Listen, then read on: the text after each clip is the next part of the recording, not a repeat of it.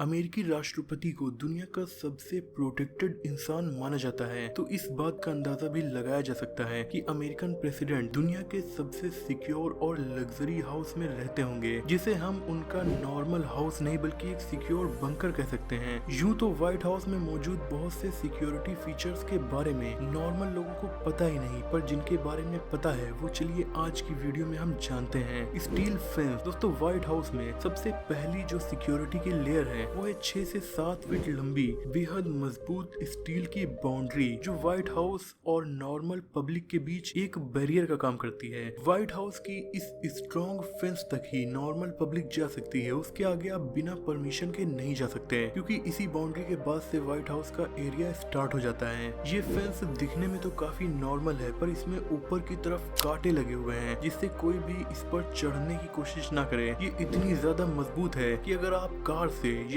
Truck से भी इससे टकराएंगे तो भी ये टूटेगी नहीं। इतना ही नहीं, इस मामूली सी दिखने वाली फेंस में सेंसर्स लगे हुए हैं, तो जैसे ही कोई इस पर चढ़ने की कोशिश करता है वैसे ही ये सेंसर्स एक्टिवेट हो जाते हैं और व्हाइट हाउस के गार्ड्स को अलर्ट कर देते हैं कि फेंस पर इस जगह से कोई इंसान चढ़ने की कोशिश कर रहा है। यानी दोस्तों, व्हाइट हाउस में जमीन से जाना इम्पॉसिबल है, तो क्या आप एयर से यानी हेलीकॉप्टर या प्लेन की मदद से उड़कर इसमें एंट्री कर सकते हैं? तो जवाब है बिल्कुल भी नहीं, क्योंकि व्हाइट हाउस के चारों तरफ एक इनविजिबल लेयर मौजूद है, जिसे जीपीएस और बाकी की सैटेलाइट टेक्नोलॉजी का यूज करके व्हाइट हाउस की सिक्योरिटी ने बनाया है। ये सिक्योरिटी लेयर इतनी ज्यादा मजबूत है कि छोटे से छोटा ड्रोन भी इस बाउंड्री को पार नहीं कर सकता। लेकिन अगर यूएस प्रेसिडेंट का दुश्मन बहुत दिमागी है और उसने इस सॉफ्टवेयर को भी बाईपास कर लिया, तो भी वो व्हाइट हाउस में हवा से इंटर इसलिए नहीं हो सकता क्योंकि इसकी सिक्योरिटी में लगभग 100 ड्रोन लगे होते हैं। जी हाँ, 100 ड्रोन, जिनमें कैमरे और सेंसर्स होते हैं। वो व्हाइट हाउस के चारों तरफ नजर रखे रहते हैं। ये निगरानी काफी ज्यादा कड़ी होती है, क्योंकि व्हाइट हाउस एक स्ट्रिक्ट नो फ्लाई जोन भी है। लेकिन दोस्तों, अगर फिर भी कोई व्हाइट हाउस में इलीगली एंटर कर जाता है तो इसमें हर तरफ से इंफ्रारेड सेंसर्स भी लगे हुए हैं। ये सेंसर्स कुछ ऐसे हैं कि छोटी से छोटी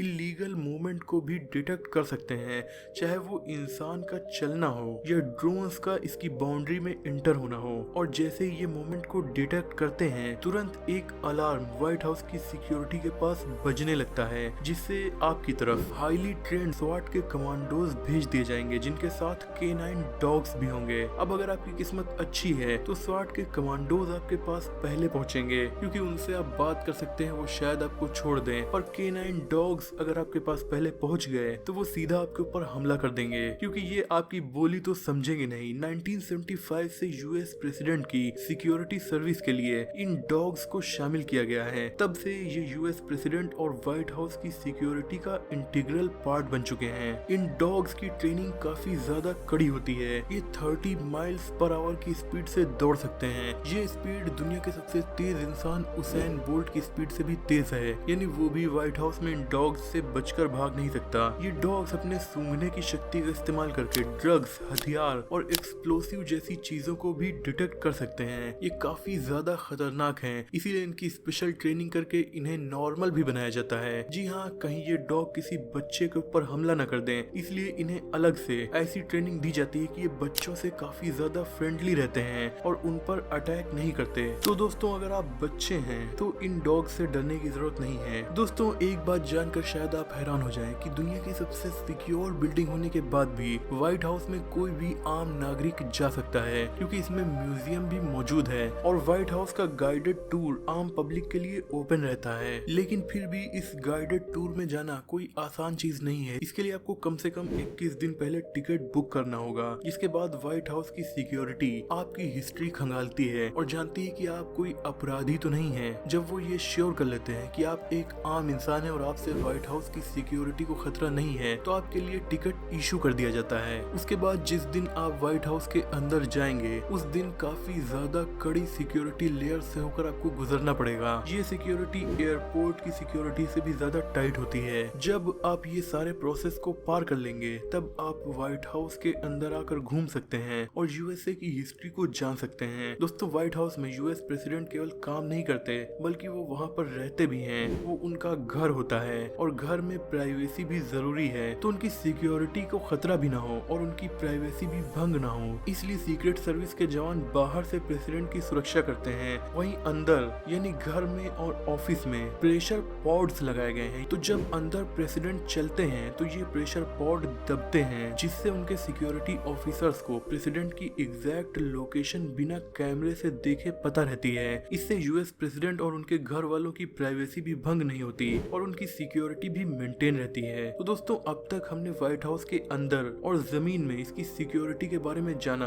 अब जानते हैं इसकी रूफटॉप यानी व्हाइट हाउस छत से कितना सुरक्षित है। दोस्तों, व्हाइट हाउस में दुश्मन के लिए सबसे खतरनाक जगह इसकी छत ही है, क्योंकि अगर आप दूर से व्हाइट हाउस पर नजर डालें तो इसकी छत पर आपको स्नाइपर्स दिखेंगे, जिनकी बहुत कड़ी ट्रेनिंग होती है। इन स्नाइपर्स की बाज जैसी नजर और चील जैसे निशाने से कोई भी दुश्मन बच नहीं सकता और प्रेसिडेंट की सिक्योरिटी को जरा भी खतरा होने पर ये एक ही गोली में किसी को भी उड़ा सकते हैं। पर दोस्तों, स्नाइपर्स तो सिर्फ स्नाइप करते हैं, व्हाइट हाउस की छत पर मिसाइल लॉन्चर भी लगे हुए हैं। दोस्तों, व्हाइट हाउस दिखने में भले ही बेहद खूबसूरत लगता हो, पर असल में ये एक किला है जो एक मिलिट्री बेस की तरह काम कर सकता है। अगर इस पर कोई भी बाहर से, अंदर से या हवा से मार करता है तो व्हाइट हाउस उसकी धज्जियां उड़ाने के लिए अकेला ही काफी है। इसमें एंटी एयरक्राफ्ट गन्स लगी हुई हैं जो दुश्मन के प्लेन या हेलीकॉप्टर को डिस्ट्रॉय कर सकती हैं। लेकिन दुश्मन का व्हाइट हाउस तक पहुंचना ही बहुत ज्यादा मुश्किल है, क्योंकि व्हाइट हाउस के आसपास लगभग पूरे वाशिंगटन डीसी शहर में ही नो फ्लाई जोन है और पूरे शहर में जगह जगह पर एंटी एयरक्राफ्ट मिसाइल्स लगी हुई हैं। तो अगर कोई भी दुश्मन व्हाइट हाउस की तरफ अपने प्लेन से बढ़ना स्टार्ट करेगा तो रास्ते में ही उसे डिस्ट्रॉय कर दिया जाएगा। लेकिन अगर गलती से वो व्हाइट हाउस तक पहुंच जाता है तब व्हाइट हाउस की एंटी एयरक्राफ्ट गन और मिसाइल्स एक्शन में आएंगी। व्हाइट हाउस का नो फ्लाई जोन इतना ज्यादा स्ट्रिक्ट है कि वाशिंगटन डीसी शहर में जो एयरपोर्ट मौजूद है वहां उतरने वाले प्लेन्स को बहुत स्ट्रिक्ट एयर पाथ को फॉलो करना होता है और अगर मौसम खराब है तो वो इधर उधर शहर में नहीं उड़ सकते, क्योंकि आसपास नो फ्लाई जोन है। इसीलिए उन्हें सीधा दूसरे एयरपोर्ट पर डाइवर्ट कर दिया जाता है। दोस्तों, व्हाइट हाउस का सबसे मजबूत defence system high tech laser system और रडार्स का नेटवर्क है जो सैकड़ों हजारों किलोमीटर दूर मौजूद खतरे को भी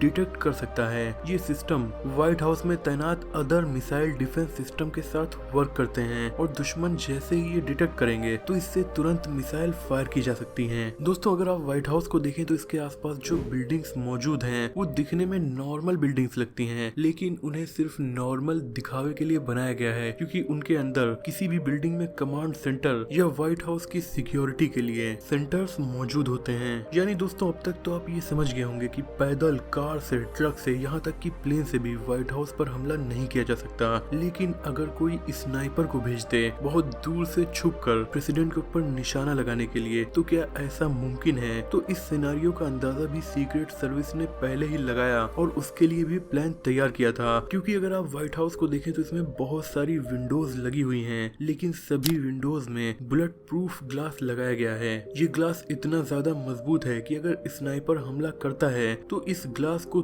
तोड़कर गोली अंदर नहीं जा पाएगी। और ऐसा 2007 में ऑलरेडी हो चुका है, जब एक इंसान ने व्हाइट हाउस पर मशीन गन से फायरिंग कर दी थी। उसने 7 गोलियां व्हाइट हाउस की विंडोज पर मारी थी, लेकिन एक भी गोली इन ग्लास को पार करके अंदर नहीं जा सकी थी। अब आप ये सोच सकते हैं कि अगर विंडो खुली हो तब तो खतरा होगा, लेकिन दोस्तों, भले ही आप अमेरिका के प्रेसिडेंट या उनके रिश्तेदार हों, आपको सीक्रेट सर्विस का ये रूल फॉलो करना ही पड़ेगा। सीक्रेट सर्विस के मुताबिक प्रेसिडेंट और उनके घर वाले यानी व्हाइट हाउस में रहने वाला कोई भी इंसान व्हाइट हाउस की विंडोज को खोल नहीं सकता है, यानी ये हमेशा बंद रहेंगी, क्योंकि अगर इन्हें खोला तो खतरा बढ़ जाएगा। तो दोस्तों, अब प्रेसिडेंट या उनके घर वाले ताजी हवा में सांस कैसे लेंगे? तो इसके लिए व्हाइट हाउस में दुनिया के one of the best air filter systems को लगाया गया है, जो न सिर्फ पॉल्यूशन को फिल्टर करते हैं बल्कि व्हाइट हाउस के आसपास अगर कोई केमिकल या बायोगैस का अटैक भी कर देता है तो भी जहरीली हवा व्हाइट हाउस के अंदर नहीं जा पाएगी, क्योंकि ये फिल्ट्रेशन सिस्टम उसे फिल्टर कर देगा। यानी अगर आप व्हाइट हाउस के अंदर हैं तो आप काफी फ्रेश हवा में सांस लेंगे। लेकिन दोस्तों,